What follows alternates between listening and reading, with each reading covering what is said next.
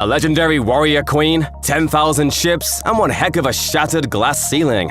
But what does any of this have to do with House of the Dragon? In The Black Queen, the first season finale of HBO's massively successful Game of Thrones prequel House of the Dragon, the Targaryen civil war known as the Dance of the Dragons begins in earnest. In the green corner, you've got Alicent Hightower, the widow of King Viserys Targaryen and mother to Aegon Targaryen, the young king she just installed on the Iron Throne. As for the blacks, there's Rhaenyra Targaryen, daughter to Viserys and his intended heir, who has spent her whole life preparing to sit on the throne.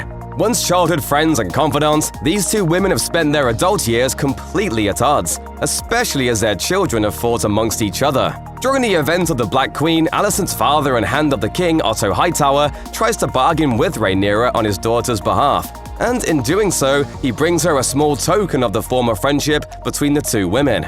When Otto approaches Rhaenyra and her formidable husband Daemon on the bridge that leads to Dragonstone, he tries to make a bargain with them. If they bend the knee to Aegon and accept him as their king, he'll let Rhaenyra and her sons keep Dragonstone. He also suggests that her sons will serve as squires and cupbearers to Alicent's children. Daemon definitely doesn't mince words about his feelings on the matter. Understandably, Rhaenyra feels the same way, going so far as to throw Otto's pin, signifying his status as Hand, into the sea. This betrayal of Rhaenyra's father's wishes clearly infuriates both her and Daemon, but at the last minute, Otto produces a gift from Alicent meant for Rhaenyra that seems to soften her just a little.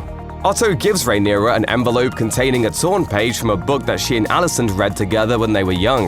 The page focuses on Nymeria, a fierce warrior who brought a fleet of 10,000 ships across the Narrow Sea when she faced attacks from enemies in Valyria. When the two girls read it in the show's first episode, they're still close friends, and clearly the page brings back memories for Rhaenyra. What are you doing? Do you remember?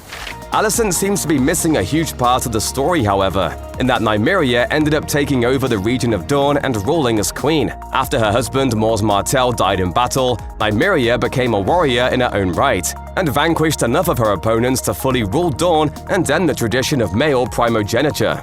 As both Rhaenys and Rhaenyra have directly told Alicent during House of the Dragon, the widowed queen has proven herself to be perfectly happy to follow the lead of the men in her life time and time again, rarely striking out on her own terms. You desire not to be free, but to make a window in the wall of your prison.